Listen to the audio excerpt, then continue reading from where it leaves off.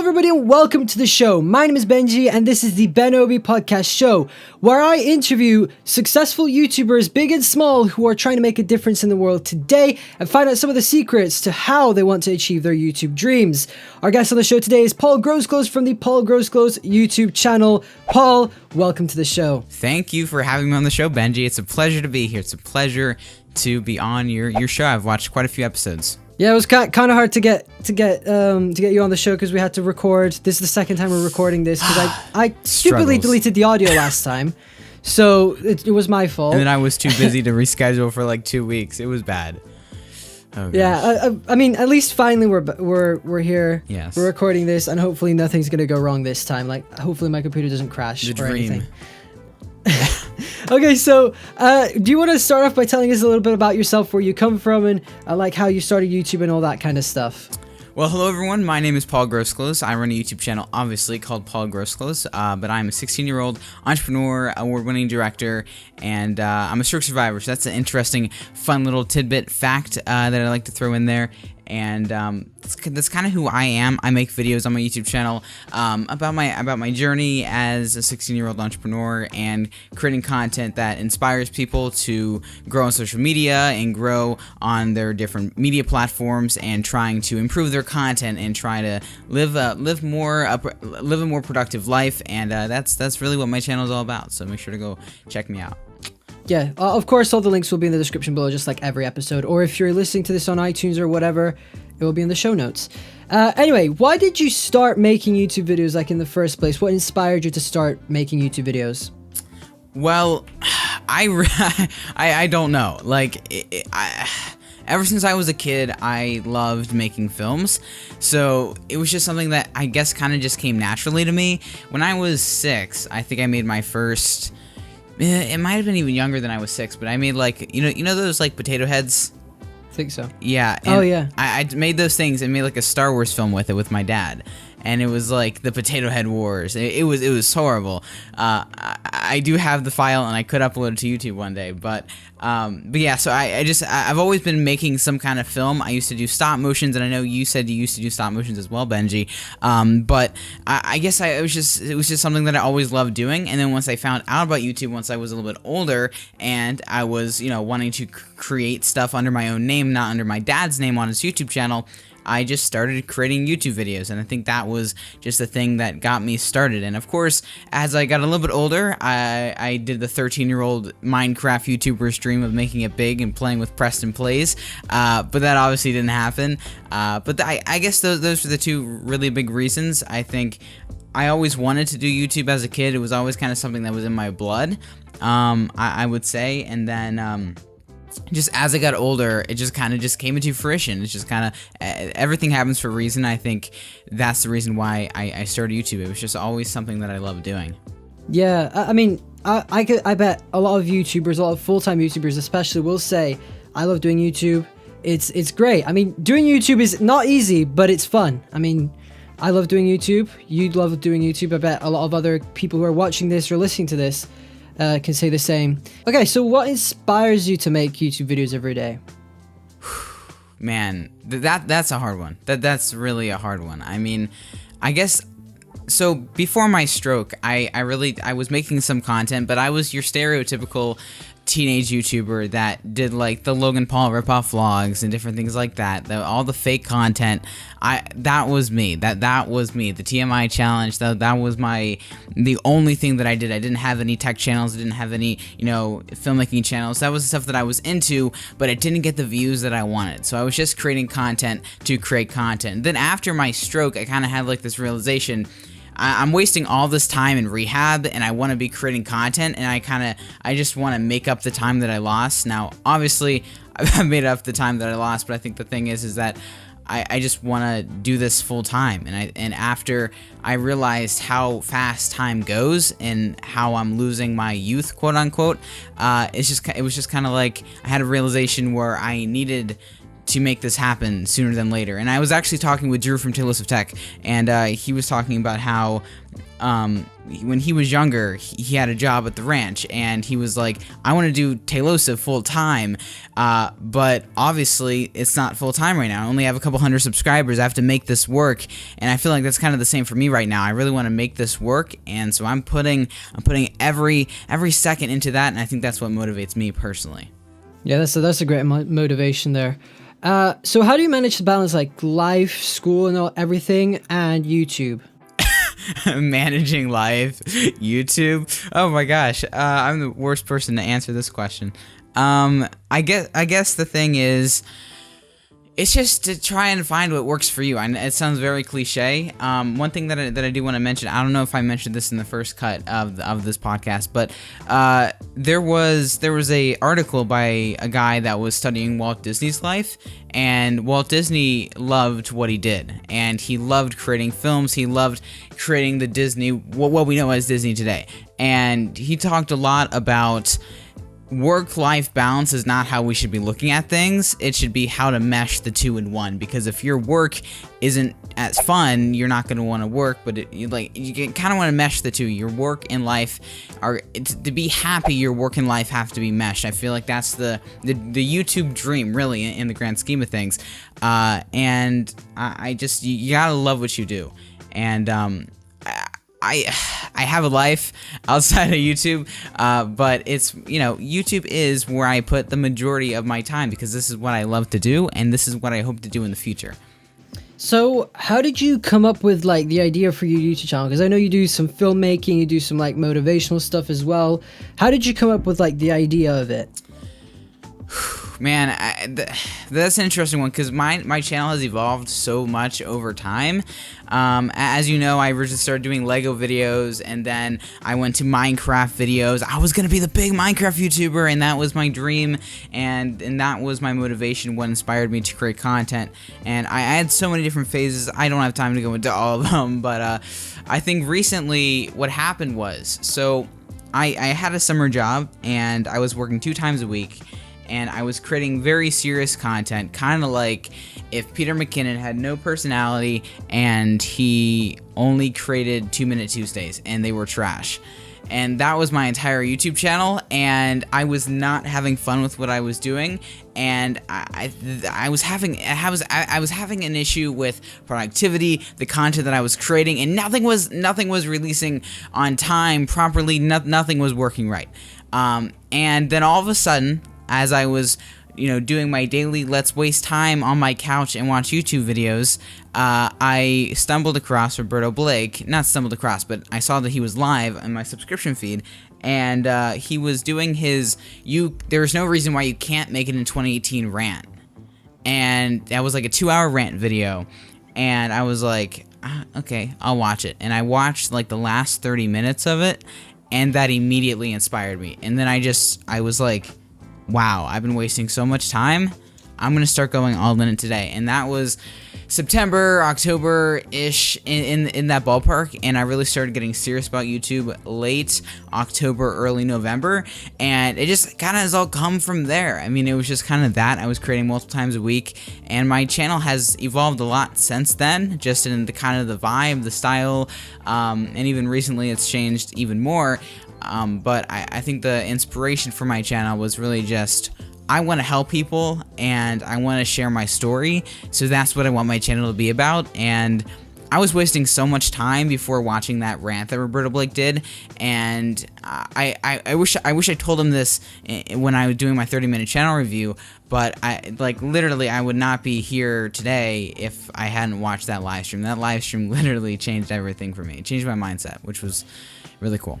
Yeah, I mean, I see a lot of YouTubers out there doing content that they don't really want to make, but they make it just for the sake of it.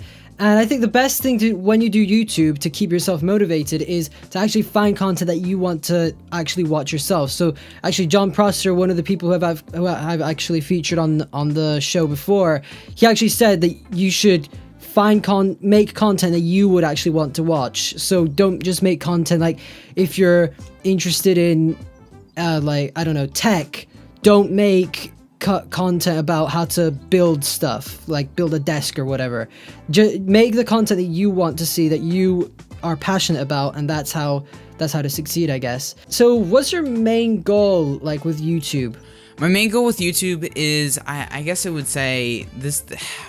I hate when people are always like, this is the wrong way of thinking about YouTube. But like, I ever since I was really younger, a lot younger, I wanted to do YouTube full time. I wanted to be a creative person full time. I'm not saying that YouTube will end up becoming my full time income, but I want to be able to be self-sufficient on my creative passions. I think YouTube is the step in the right direction for that, and I'm interested to see where the world takes me per se.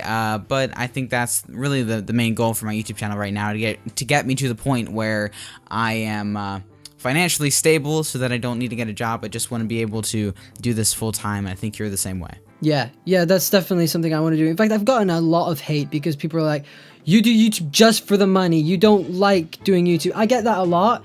But the reason why I do YouTube is because I actually want to do what I love for a living one day. I don't want to be stuck in a 9-to-5 job doing, I don't know, tech support or something. I want to be doing something that I love to do, and I bet it's the same with you. Oh yeah, and I don't know, if you're the same with this in this way, but 9-to-5 jobs, even if it's something that you kind of like, it's just not enjoyable.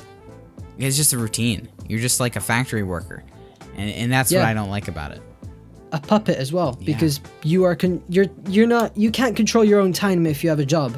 But if you're self-employed and you have a YouTube channel, you can actually decide when to make the content and when to do anything, which is, I think, really, really good. I think freedom is key to being happy, I guess. It's kind of funny, like, we're always like, oh, I don't want a 9-to-5 job, and then we do YouTube and we're doing like 9 to 3 a.m. But you know, it's kind of funny. True. Yeah. We end up working way more than 9-to-5 jobs. But it's more fun. Putting a lot more effort in it as well. Yeah. I mean, it's fun. If we enjoy it, we keep doing it. We can choose to stop tomorrow. Oh, I mean, and if you were just in it for the money, you wouldn't have been doing YouTube for as long as you've been doing YouTube. I feel like the same way. Exactly. With me. I've been doing it since I was like 9. I've been doing it for so long, and pretty much most of the time I haven't even been making any money from it. I've just been putting money in, and that's it. Right now I'm starting to make money, and it's really the start. Who is your biggest YouTube inspiration? Like, who's the YouTuber that's really inspired you in making the videos that you're making today?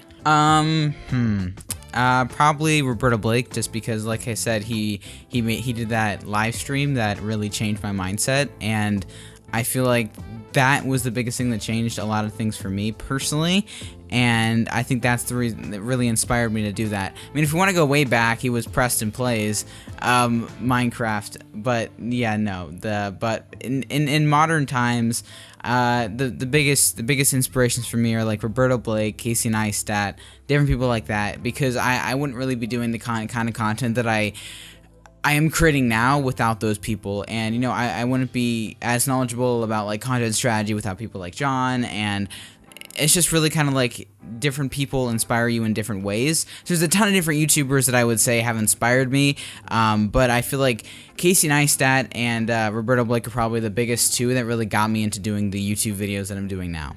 Cool. Yeah, I watch both of them, and they make some pretty good content. Oh, yeah. I watch Casey more than Roberto, but so how did you manage to keep yourself motivated, like after you had your stroke? How did you manage to like keep yourself motivated and get to where you are today? Yeah, it's only been recently that I really got like, you know, keeping myself motivated, because it's very easy to play the victim card and like, oh, I have a stroke, so like, oh, I'll just watch, you know, 6 hours of TV because I can't do anything with my life. Like, it's so easy to go back into that position, and I did do that for a very long time.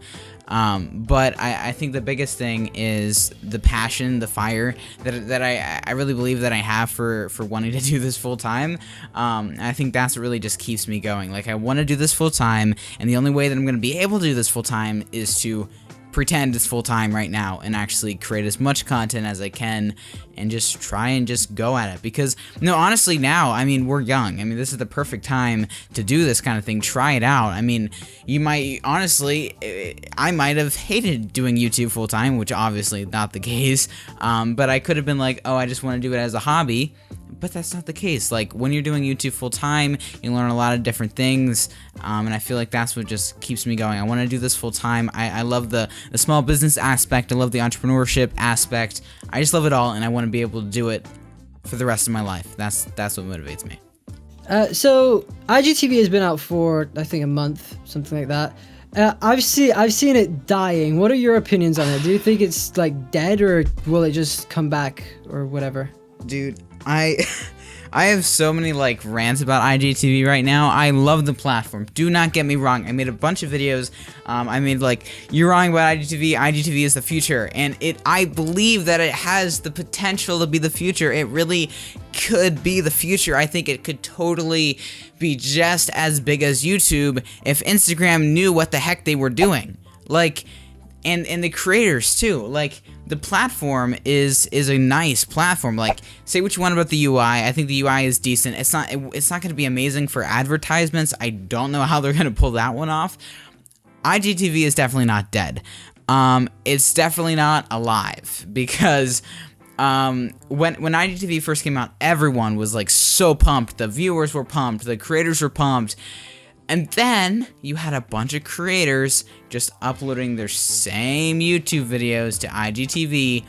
You have people that just uploaded their same YouTube videos with cropped like black bars on the top and bottom, and just literally you could watch it in vertical. It was trash. Like, and the viewers caught on to that. They're when they saw that this person upload a new IGTV video on the top of their Instagram, they originally were like, oh, that's exciting. What kind of new content is there going to be for me to consume, enjoy?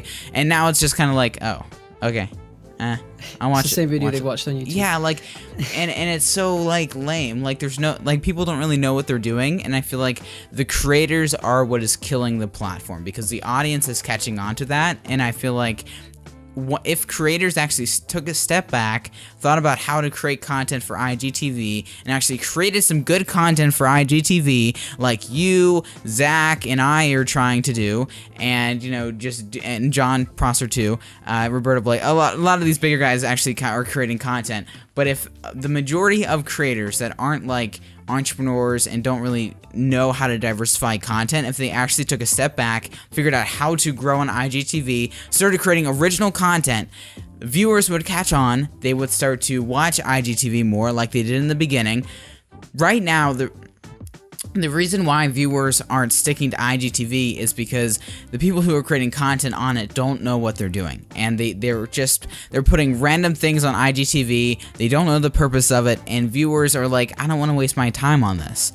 And one of my points in my video about how IGTV was the future is that I believe that teenagers were going to really latch onto this platform because it was just going to always be feeding them content. And teenagers are dumb, but they're not that dumb. And I feel like as much as they would probably prefer to just be fed content on IGTV, the content that they are being fed sucks. So that's the issue, and I feel like that is what's killing IGTV right now. And the only way it's going to be saved is if Instagram really figures out what the target demographic is, because I feel like the creators don't really know what they're doing right now. And once Instagram can really figure out and kink out the kinks of Instagram TV, I feel like it's going to be a lot better, and it's definitely not dead. It's not dying anytime soon. It's just, it's in an iffy situation right now, and something that I said in a bunch of comments, like, everyone's trying to compare it to YouTube. YouTube is like 14 years old. Instagram is like a month old, like you said. So, like, you can't really compare YouTube to Instagram right now. Instagram has a long way to go. So I feel like that's kind of where we are with the Instagram TV platform. You can't really judge it that much. It's a new platform. It's going to take a while for it to get better, but it's going to get better. I just hope the creators start to actually create good content on the platform, and it'll be a big thing. It'll be a big thing. Believe me on that one. Yeah, I agree, because it's a new platform, as you said, and people right now, it's in a phase that not many people care about it. The hype is over. Instagram will find a way to hype it up again, I think. It's Mark Zuckerberg, man. It's Mark Zuckerberg. Yeah, true. Mark, honestly. So, what content do you recommend, like, to creators, like, to make on IGTV to basically, like, get views and all that stuff? So I've been through a interesting IGTV experience. I've uploaded I've uploaded about 6 IGTV videos, but I've really taken a step back and not uploaded as much. I'm really looking at what other people are doing, seeing how to grow on the platform. At the beginning, in the first few days, you could literally put anything up there and people would be following you because there's no competition, like legitimately no competition other than the people that were paid by Instagram to be on the platform. Now that's a little bit of a different case. There's a bunch more people that are joining IGTV. The competition's getting harder. It's still pretty easy compared to like YouTube, but the issue is that it's all just on the For You tab. So I feel like it's gonna be very hard to grow through IGTV. I think the biggest thing is if you want to grow on Instagram, IGTV, grow your actual Instagram. Like people who follow you on Instagram are following you on IGTV automatically. So if you start doing stories more often, something that I've toyed with doing and I've done a few times like this past week, I'm trying to do more Instagram live streams. I'm getting much more engagement now since that. And I feel like creating video content. Do you follow me on Instagram? Yeah. Did you see the video that I did with John, like the little clip from the Conversation with podcast? Oh yeah, I did actually. I'm trying to bring value to people through like clips from my podcasts that I've been on, and try and like inspire and like do like personality, that kind of thing, like that, kind of like what Gary Vee is doing, and try and build my Instagram that way, and then have my stories like a personality, and then my Instagram TV a little bit more produced. Back to your question about what creators should do.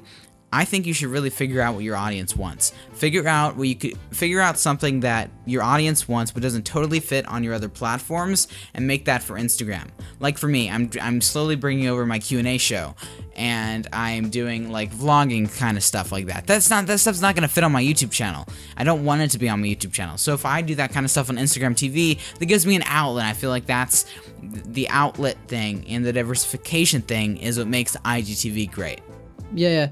I think actually I was thinking of doing something similar on IGTV with like the Q&As and stuff, because I also ran a poll on Twitter and people were like, yeah, sure, move it to, because I've got a show on my tech channel actually called #AskBenObiTech. Oh yeah. And that doesn't really sometimes fit on my channel, because sometimes I want to upload different content, people request different content. And I was thinking of moving it over to IGTV, because that would be a great platform.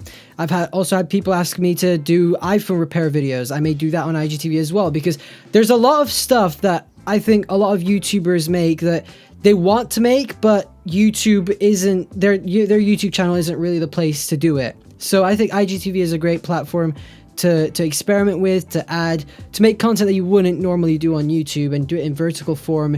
You could get more creative and stuff like that. Oh yeah, and like, are you creating content on, like, I know you have a bunch of different channels. Are you like doing that on all your Instagram pages? I'm just gonna do it. I think I'm just gonna do it on 2 of my Instagrams, and that's it. Just keep it simple, because I don't want to like just populate the whole thing. That would just take so much time. Already, it's taking me time to get the other channels running. Also, like you did with that clip of the podcast, I was thinking of doing that as well on Instagram to grow it, or maybe just put like quotes from my podcast on there. You should. Which that could work as well. That's actually some really good advice on IGTV. You've given us some tips on IGTV. What do you have any tips for like type of content to make on YouTube? Man, dude, you can't answer that question, because just do what you love. And I feel like the biggest thing is not the content that you're making, but how you are distributing it. I can't say that word very well, but I think you're doing really well, like with your jailbreak videos. We could have a totally different conversation about jailbreaking, and should you make videos about it? Is it dead? Is it alive? We could talk about that later. But you know, I feel like you're distributing that to that jailbreaking audience. I feel like you gotta distribute it correctly. You got to know who your audience is and target that audience, target them down. So I feel like that's the only advice, and whether you know that's what you're doing or not, that you're doing exactly that. You're targeting that demographic.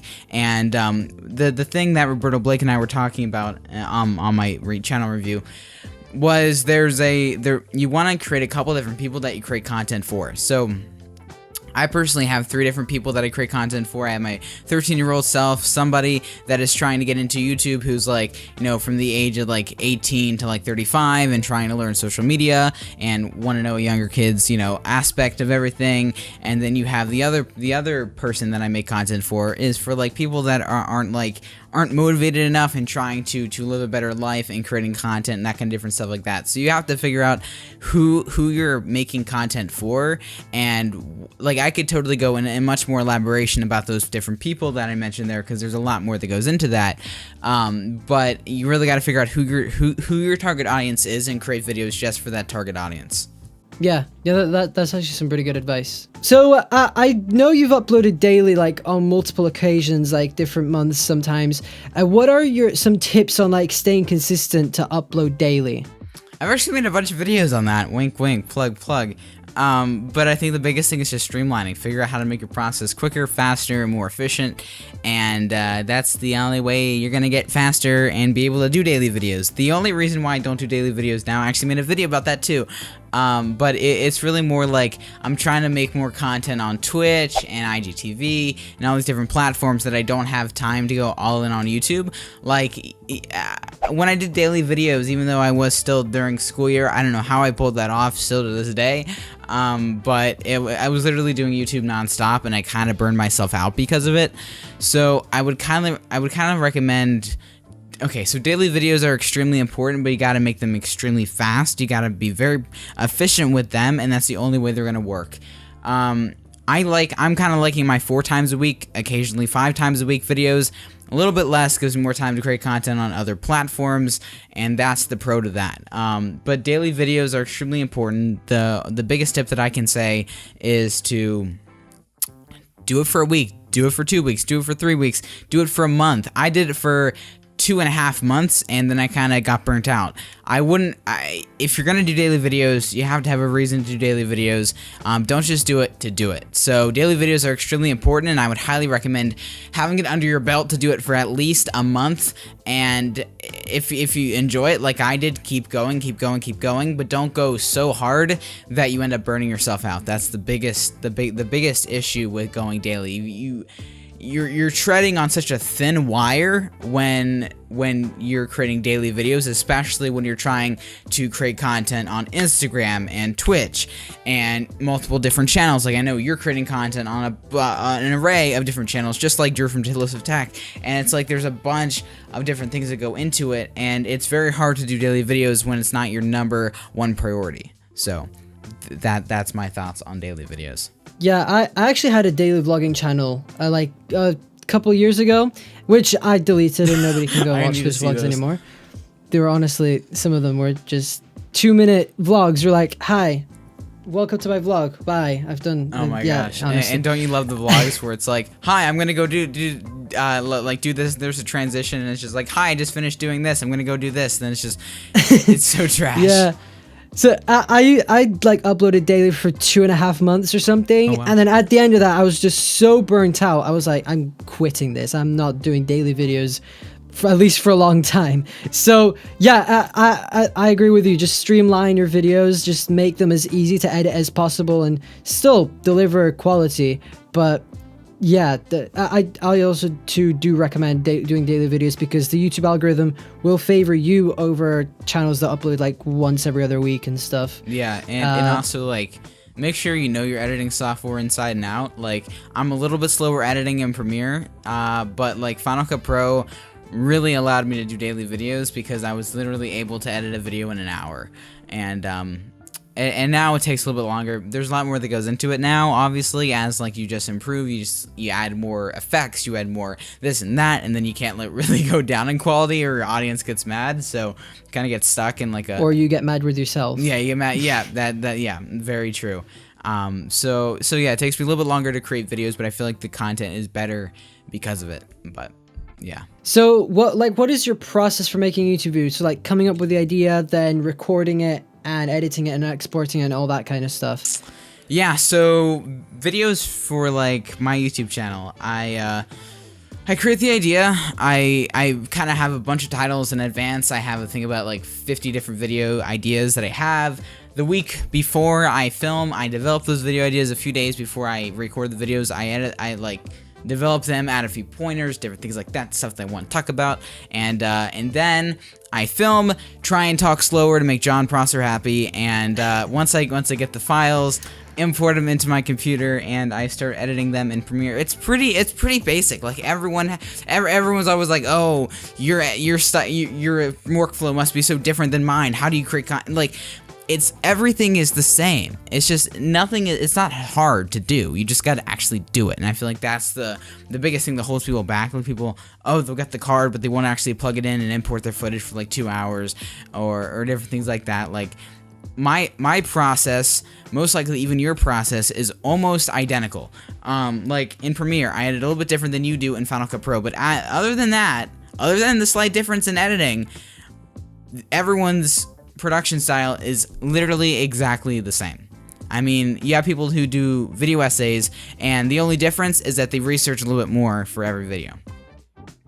They might script it, but other than that, it's all the same. Like, there is no difference to creating content if you're a filmmaking YouTube channel or if you're a beauty guru YouTube channel. Like, it's very interesting how the whole workflow is a lot alike. Everyone always asks me that. It's kind of just like, dude, I assure you, you and I most likely have 98% of the same style. It's just how you go about that. I feel like that's the difference. I mean, maybe the difference between you and I might be that I listen to Spotify while I edit most of my videos and procrastinate while doing that. But yeah, man, it's just me making videos. There's nothing special about it. Yeah. Actually, yeah, I do listen to music sometimes when I'm editing videos. It's fun. Pretty cool. It makes it funner. Yeah, it also wakes up your brain, I guess. And then it's like a love-hate relationship, because it wakes up your brain, but then when it's ready to do audio work, you don't want to stop listening to music, because it's like you've been so hyped up, and then you're like, oh, I have to edit audio. I'm like, yeah, that's the part that sucks, but yeah, it's still fun. So this isn't a question that I actually put on the list, but it actually came to me right now. So I heard you actually switched from Final Cut Pro to Premiere. What's it like? What was the transition like? And do you prefer Premiere over Final Cut now? Yes. I hate to say this, but I do. I love Final Cut Pro so much. It is my baby. I've used it for years and years and years. But I've finally given up to the Final Cut Pro demons, and they have taken me under the Final Cut Pro place. And not Final Cut Pro, Premiere Pro. I'm loving Premiere Pro. It's amazing. I love it. I love the color. It's just like they all. It's just like with the whole like video production thing. Once you actually learn the key binds and switch stuff up, the editing softwares are exactly the same. It's just slightly different on how you edit it. So like, instead of just the magnetic timeline always deleting for you, I just press like C and I can totally like close everything, all the different gaps. So like, it's really the same workflow. Like, nothing has really changed for me in Premiere versus Final Cut Pro. For what I do, I can do it much faster in Premiere, because like I do all the different text effects and the different things like that. And Final Cut Pro is great, don't get me wrong, and I've done tons of stuff in Final Cut Pro, but it's just not as much.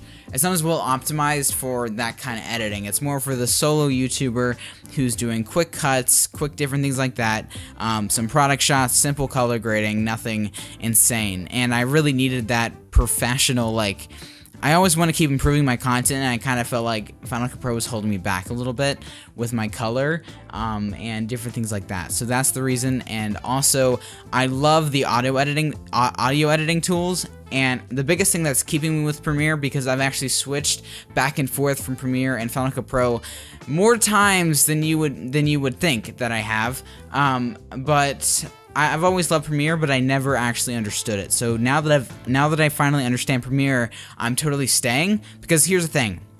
I use Adobe Photoshop for my thumbnails.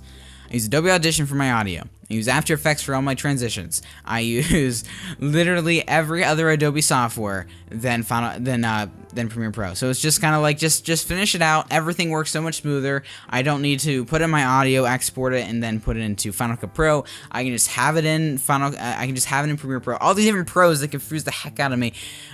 So it's just much simpler, and that's why I love the Adobe ecosystem. It's just kind of like why people stick with Apple. It's just that whole ecosystem kind of just makes sense to stick with one ecosystem and not split yourself up between Apple's and Adobe's regarding Final Cut Pro and Premiere Pro. Yeah, I'm not even with an ecosystem. I just use Photoshop, GarageBand for audio, and Final Cut Pro for video. And I don't use any other Adobe products because they're too expensive. In my opinion. But It's you can actually get it. Did you know there are student discounts because like yeah, I know. Oh. It's just that I haven't managed to like get a student account. I have no idea how to do that. Yeah, because my dad pays it because we're homeschooled obviously, and you are too. But Yeah. like he gets that as part of like our education, so that's the only reason why I have it. But I would be paying for it otherwise, just because I love the software. So they're beautiful. They're beautiful. Yeah, I mean, it is the learning curve at the start. Like, I had to figure out how to use Photoshop, but now that I have figured it out, it's working fine. I mean, I've actually got to get into I've been Premiere using as well. Photoshop since I was 10, so just kind of like Oh, wow. I know how the softwares work. Just kind of. Yeah, I've never actually used it till like recently. My mum used to use it a lot.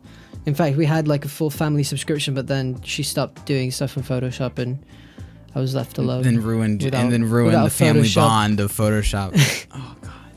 Okay, so we've got a question here from Twitter. We've got it's from Zach Talks Tech, and he asks, Paul, have you ever been to Canada? If not, where in Canada would you like to visit? Well, for one, I've never left my room. No, I'm kidding. I've not been to Canada before. It's an interesting place to go. I would like to visit Canada sometime in my life. But yeah, I don't really know too much about Canada. All I know is that you live there, Peter McKinnon lives there, and I don't really know too much about Canada. Canada is not my strong suit. Yeah, I know Montreal. I know Montreal, right? Is Montreal in Canada? I feel so bad. I don't know. I do not know my geography. Quebec, Toronto, Vancouver. Toronto, yes, Vancouver. Yeah, I'm bad. Sorry, Zach. Well, I've been to Canada once, and I've actually got family that lives there now. Where did you go? Cool. Where'd you go? I went to near Vancouver. It's a place called Kelowna. Mm-hmm. It's a really nice place. So dang, that's interesting. You're like in the freaking UK, and then you just like travel across the world to see your cousins. I would just. Well, I haven't actually gone to visit them. I've gone to visit my cousins in Italy, but I haven't gone to visit my other cousins in Canada in ages. I haven't seen them in ages, so. Yeah, I anyway, wouldn't have seen them in ages either. So what are your plans for YouTube in the future? What plans do you have for your channel? I think the biggest thing is really just continue doing what I'm doing, trying to do this full time, make this kind of my living. Plans for my YouTube channel though, I have a few series. I don't know when you're gonna upload this, that I'm briefly mention. So there's something that I want to do called like so I know you know Painfully Honest Tech and his Can You Trust series and different things like that. It's kind of gonna be a show, not like Can You Trust. It's gonna be who really is, and it's gonna take like creative entrepreneurs and filmmakers and like go into their like how they became who they are today. And then my plan is, if it blows up and they see the video, I'll invite them on the Conversation with podcast. So that's a my good idea. Hidden scheme there. So yeah. The plans, I don't really. It's kind of hard. Like just as James Red said on my podcast, it's just kind of like plans. Like you can't really plan for things. You want things to be up in the air so that you can change things in the future. Like I don't really have any solid plans. It's like next month I'm gonna be launching this insane novel thingamabob thing. Yeah, that thing. So no, I'm not doing that. Just gonna keep taking the course and see where it takes me over the next 6 months to a year. So yeah. Okay, so do you have any advice for like people who are starting off doing YouTube or that just small content creators are trying to get their voice out there? I just create content, man. I mean, I think find your place, your passion, stop bullcrapping and actually do it. Because like when I was younger, when I was like 13, a little bit after my stroke, even before my stroke, I would just lay in bed all day. I wouldn't really do much, and I really wasn't motivated. And I've slowly gotten more motivated since. But I would always talk about being, oh, I'm creating my YouTube channel, I'm doing amazing, I'm growing so fast, I'm doing everything right, I'm creating so much content. One piece of content a week. I miss most weeks, but we can get like I was bullcrapping the whole past 2 summers. So it was just kind of like I feel like the biggest advice is to sit down, think about the future of what you want to do, and figure out the perfect way to execute that plan and execute the plan. Don't think about it too much. Figure out where you want to go, and then figure out the next step to get to your goals. I said this in, I forget which video it was, but I said this in a recent video on my YouTube channel. If you don't know where you're gonna go, why go anywhere? So it's just kind of like know your plan, and also it's gonna make your parents happier that you actually have a plan for doing YouTube, and you're not just gonna drop out of college and do whatever full time and just do YouTube. This doesn't work. So I just figure out what you want to do, figure out the next step to your goals, your goal, and just do it. Don't bullcrap what you're doing. Sit down and create content, and that can be very hard. Like, it can be very hard to actually just sit down, have the motivation to create videos, and some of that you just have to force yourself to do. So like personally for me, I'm not always in the best mood when I'm filming videos, but it's perfect lighting, so I have to film. I have to film today, so that's just part of the it's part of the grind, it's part of the process of creating videos, and you can't just stop making videos because you don't feel good one day. And when you don't feel good one day, when you let yourself slide one day, you'll let yourself slide tomorrow. So you just gotta keep going, keep pushing through, and that's the biggest and best advice that I can give to anyone starting a YouTube channel, young or old.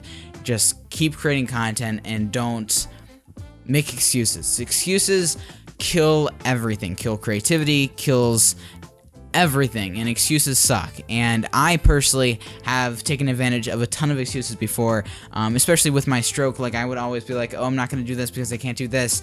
Like, I wanted to be an actor when I was younger, and like, oh, now I can't do that because no one want me in the video, so like, why should I even do YouTube? And that was a bunch of different emotional stuff that I personally had to work through. But once I got through that, I was just like, screw it, I'm not gonna swear on your podcast.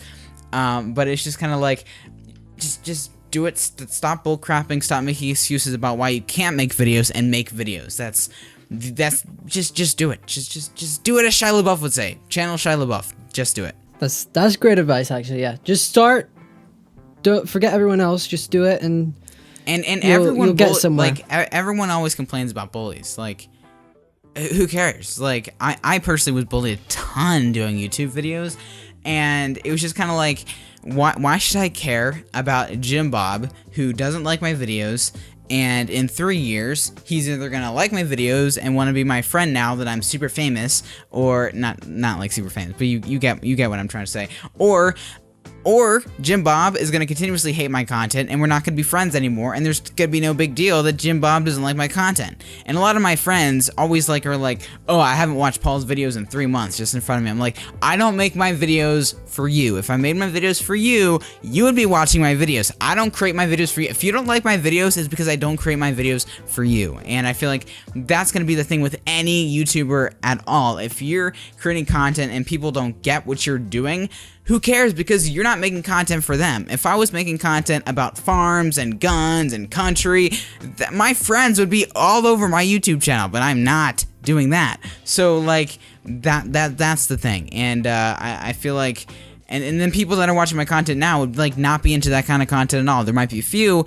You just gotta figure out who your people are and not worry about the other people, because there's always gonna be people that doubt you, so just ignore them, because they do not matter in the grand scheme of things, because they're not gonna be sticking with you for a very long while. And something that I've personally noticed, I don't know about you, but as my YouTube channel has grown, there's been a bunch of people that used to make fun of me that are now like, your YouTube channel is amazing. And I'm like, yeah, let's go with that.